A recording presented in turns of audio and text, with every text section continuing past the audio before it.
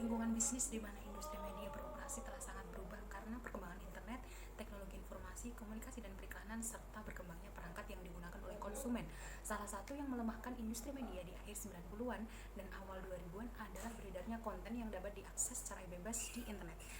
Selain masalah pembajakan, masalah yang lebih serius adalah perubahan perilaku dan harapan dari konsumen serta pengiklan.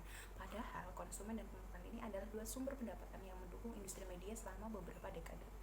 Semakin kesini, konsumen kurang bersedia membayar konten media kecuali akses yang nyaman bagi mereka. Sementara itu, kehadiran media sosial dan website menawarkan banyak peluang bagi brand-brand untuk menargetkan pemasaran dan periklanan.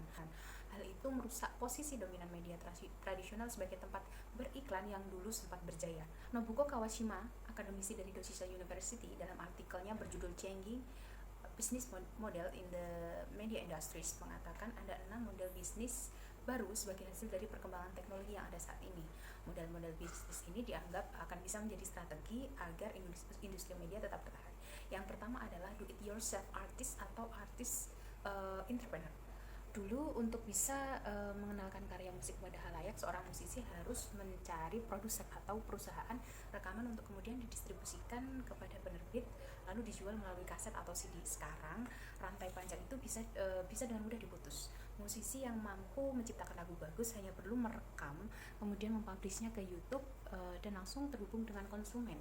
Atau mereka dapat menyewa studio dan menyewa teknisi dengan biaya yang lebih murah karena perkembangan teknologi. Kemudian musik tersebut ditaruh di sebuah website, kemudian dapat diakses oleh pengguna secara gratis. Nah, sebagai gantinya pengguna tersebut harus mendaftarkan diri dan meninggalkan data pribadi mereka yang bisa dijual atau digunakan untuk riset pada masa mendatang.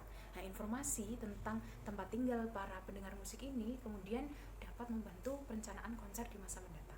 Ini juga terjadi di Indonesia, di mana kita bisa melihat begitu banyak musisi yang memproduksi konten musik kemudian diupload di YouTube. Tanpa perlu mencari perusahaan rekaman, musisi bisa langsung menyentuh konsumennya.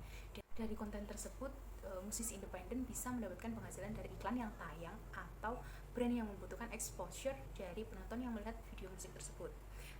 Nah, yang kedua adalah perluasan eksploitasi hak cipta. Dulu industri media itu banyak bergantung pada eksploitasi hak cipta dalam bentuk reproduksi konten dalam jumlah yang besar dan mendapatkan pendapatan dari menjual produk tersebut di pasar massal, misalnya dalam bentuk rekaman musik, kaset, CD, dan penerbitan buku. Nah, produksi massal tersebut bisa dibilang sebagai eksploitasi hak cipta yang dimiliki oleh penulis atau musisi. Dengan perkembangan teknologi saat ini, eksploitasi hak cipta tersebut bisa semakin diperluas dengan membuat konten tersebut terbuka aksesnya untuk masyarakat luas. Di Indonesia sendiri kita bisa melihat banyak karya musik yang bisa diakses dengan gratis. Ketika lagu tersebut booming, hits, label musik akan menjual lisensi lagu tersebut untuk tayang di film, iklan, game, hingga drama televisi. Nah, yang ketiga adalah model bisnis diversifikasi. Eksploitasi hak cipta media juga bisa semakin diperluas atau diperlebar lagi untuk mendapatkan pendapatan yang lebih banyak. Misalnya, karakter yang awalnya dikembangkan hanya dalam animasi kemudian dapat digunakan dalam permainan digital, novel gratis, mainan, dan merchandise. Nah, bisnis multiplatform ini juga bisa direncanakan untuk pengembangan karakter sehingga dapat diluncurkan secara bersamaan di berbagai bentuk.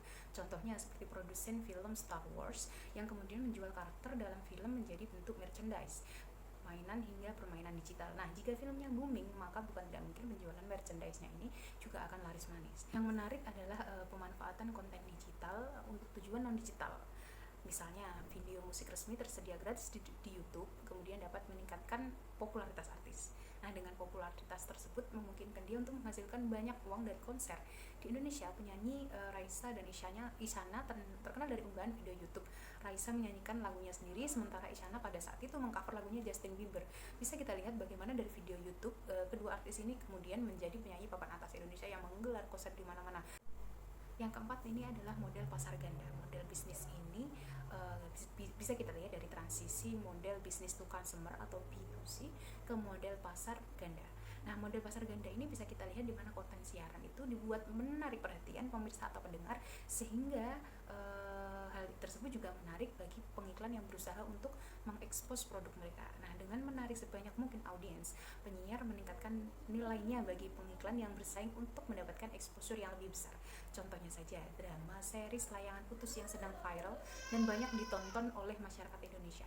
Nah, produsen layangan putus ini menjual ke WeTV, platform di mana drama itu ditayangkan. Nah, pendapatan didapatkan dari akses pengguna, dan selain itu ada juga keanggotaan VIP di mana pengguna harus membayar akses untuk menonton layangan putus. Nah, layangan putus ini kemudian viral dan beberapa episode yang tayang belakangan ini itu dia menampilkan brand MS Glow di awal tayangan, padahal sebelumnya tidak pernah ada. Yang kelima adalah pemasaran digital melalui pihak ketiga di media sosial.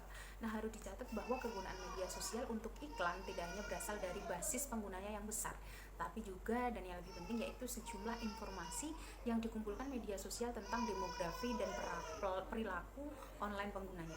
Model bisnis ini menjual data pelanggan atau pengguna media sosial ke marketer pilihan ketiga yang tertarik untuk menargetkan produknya ke konsumen yang potensial menggunakan media sosial atau situs web. Nah, saat mendaftar di media sosial, kita pasti memasukkan data-data diri termasuk tanggal lahir dan jenis kelamin. Lalu kita juga tak jarang mengklik atau like postingan tertentu, memfollow akun tertentu, misalnya potongan musik-musik akustik. Nah, dengan data diri yang kita miliki, misalnya perempuan berusia 22 tahun kemudian menyukai postingan tentang musik akustik, maka kita akan sering mendapatkan iklan tentang konten musik yang serupa. Nah, dalam hal ini pengiklan, yakni konten kreator atau label musik tertentu tersebut membayar perusahaan media sosial, katakanlah Instagram, untuk memasarkan produknya secara digital menggunakan data yang ia miliki sehingga lebih tepat sasaran dengan produk. Model bisnis yang keenam yakni digital marketing namun menggunakan situs sendiri. Nah, selain mempromosikan produk kepada pengguna di media sosial, perusahaan dalam industri media juga memperoleh pendapatan secara langsung dengan mengoperasikan situsnya sendiri. Misalnya, dengan perusahaan berita yang berbasis website akan mendapatkan pendapatan dari pembayaran subscribe untuk konten berita tertentu. Di Indonesia kita bisa melihat The Jakarta Post, Kompas.com, Katadata atau Bisnis.com yang menyediakan akses berita premium, di mana untuk mengaksesnya pembaca harus berlangganan dan membayar sejumlah biaya tertentu. Nah, berdasarkan data dari Reuters Institute, di Asia Pasifik ini presentase masyarakat Hong Kong yang membayar berita daring terbesar di antara negara lainnya di kawasan ini. Nah, sementara Indonesia berada di peringkat kedua dengan 19 responden mengaku mau membayar untuk konten berita daring premium. Nah, pembayaran tersebut untuk konten berita daring termasuk berlangganan, donasi, atau pembayaran